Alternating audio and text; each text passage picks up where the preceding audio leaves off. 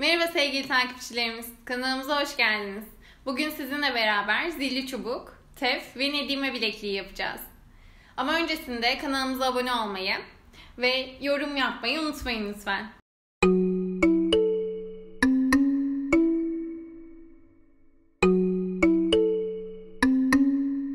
İlk önce zilli çubukla başlıyoruz. Dantelimizi ayırıyoruz. Şerit dantel İnternet sitemizde de mevcut ve bu şekilde ayrılabiliyor. Çubuğumuzun boyuna göre organze kurdele ve şerit danteli keseceğiz. Süsleme malzemelerimiz çubuktan biraz uzun kalacak şu şekilde ve orayı komple silikonlayacağız. Ve silikonladıktan sonra çiçeğimizi zilleri takacağız, monte edeceğiz ve zilli çubuğumuz hazır olacak.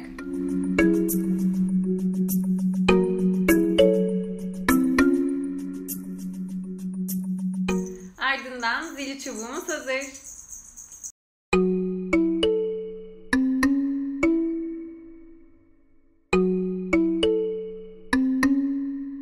Şimdi tef yapıyoruz. Tef için ana malzememiz kasnak ve kasnağı dantel gereceğiz. İsterseniz siz dantel yerine tül, keten kumaş gibi farklı malzemeler kullanabilirsiniz. Bunları da internet sitemizde ulaşabilirsiniz. Kasnağımıza uygun danteli kesip silikonladıktan sonra şimdi zillerimizi monte edeceğiz.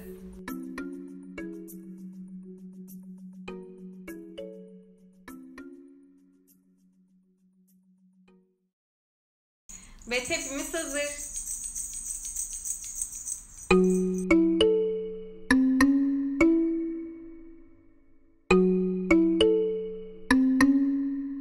Şimdi Nedi'me bilekliği yapıyoruz.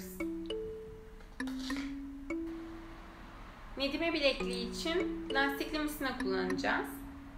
Ben 0.7 olan lastikli misina boyutunu kullanıyorum. Bunun haricinde inciler kullanacağız. İncinin farklı boylarını kullanıyoruz. 10 milim, 6 milim ve 4 milim kullanacağız. İncilerimizi dizdikten sonra 3 ayrı şekilde bağlıyoruz. Bağlama şekliniz burada çok önemli. Eğer ki sağlam bir şekilde bağlamazsanız bilekliğiniz çabuk bir şekilde kopacaktır. Misinamızın ucunu kestikten sonra düğüm atacağız ve sağlamlaştırıyoruz.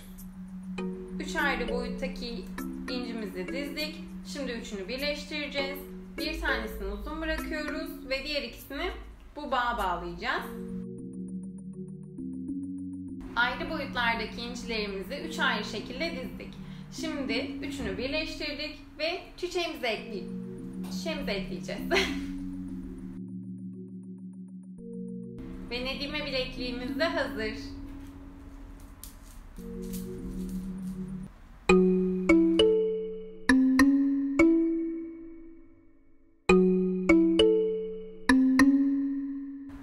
Bugün sizinle beraber Nedi'me bilekliği, zilli çubuk, tef yaptık. Yaptığımız tüm ürünlerin malzemelerini internet sitemizden bulabilirsiniz. Eğer videomuzu beğendiyseniz beğenme butonuna ve abone olma butonuna basmayı unutmayın lütfen. Bir sonraki videoda görüşmek üzere. Hoşça kalın.